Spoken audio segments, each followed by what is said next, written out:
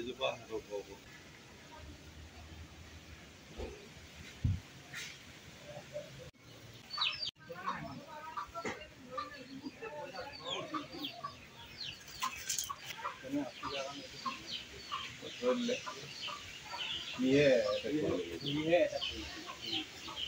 কাট দে বুলি কৈছিলো নে সিয়ে নিজে ক'লে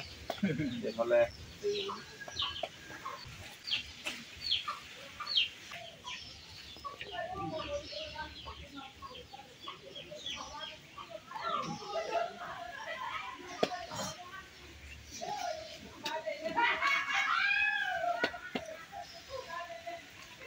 অমলাটা যে ঔষধত লাগে আৰু দিয়াই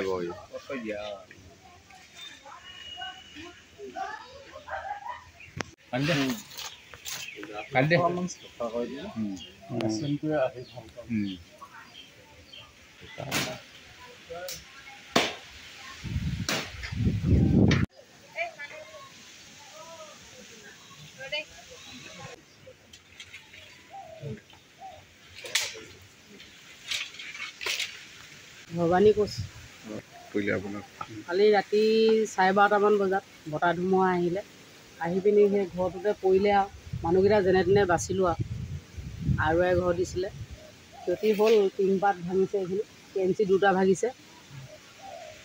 নষ্ট হ'ল আৰু কিন্তু মানুহকেইটা প্ৰথমতে বাচিছোঁ আৰু ডাঙৰ গছ হয় গছ তামোল দুডাল তাৰপৰা গছডাল এই কলগছ চলগছ এইবিলাক আৰু ছাইডত ঘৰ এটা আছে নহয় সিহঁতে থাকিলোঁ ঘৰটো এতিয়া ক্ষতি হৈছে চৰকাৰে যদি মেৰামতি কৰি দিয়ে তেতিয়া সোমাব পাৰিম আৰু নহ'লে সেইটো ঘৰটো এতিয়া ইমানখিনি নষ্ট হ'ল তাততো সোমাব পৰা ব্যৱস্থা নাই